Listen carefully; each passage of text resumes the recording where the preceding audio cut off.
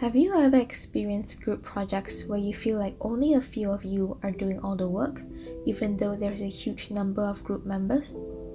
Whenever this happens, it is always so frustrating and you vow to yourself never to deal with something such as that again. But when you join in for the next group project, everything repeats itself, even though you are dealing with a different bunch of people. Eventually, you feel like you should do all the work in the end to save yourself from all the future headaches. Thing is, this phenomenon is actually quite common, and it is known as social loafing. Social loafing occurs when people do not exert as much effort when working in a group in comparison when working alone. This is because of the lack of social awareness when placed in group settings. Although there are many possible reasons as to why social loafing may occur, it has been discovered that the main reason is due to lack of motivation. People do not feel motivated enough to put in more effort into their work, as they feel like they do not need to. As a result, the outcome of the group project may not be as high quality as expected, or even if it is, some of the members may end up experiencing burnout, as they are the ones who have been carrying the entire group.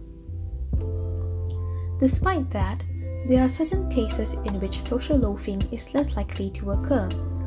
For example, if you work in a group in which the members are all those with high need of achievement, it is very unlikely for social loafing to happen. Unfortunately, we cannot control who we want to work with for projects all the time, and we will have to deal with those who will not be contributing as much as the others. So, what are some of the ways to prevent or reduce social loafing? Number 1. Keep the number of members in a group to a minimum. Research has found that when a group size is bigger, social loafing is more likely to occur because people assume that another member would do the job. Thus, it is better to keep the group small because people would see the need to contribute more as there is no extra help around. If the group size cannot be controlled, what can be done is to split the group into smaller subgroups and have each subgroup to work on a specific task. That way, work productivity and contribution among members can be maintained. Number 2. Give specific tasks to group members based on their strength.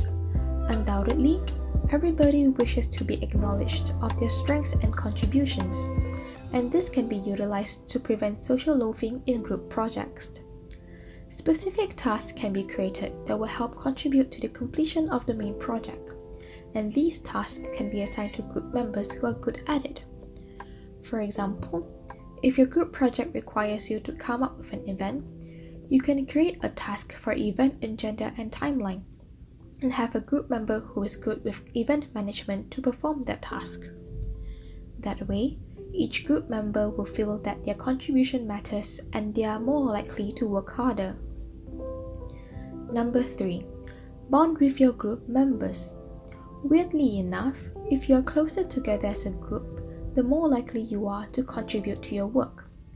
This is because everybody has a deep sense of belonging and it encourages more responsibility because people do not wish to let others down due to their low performance.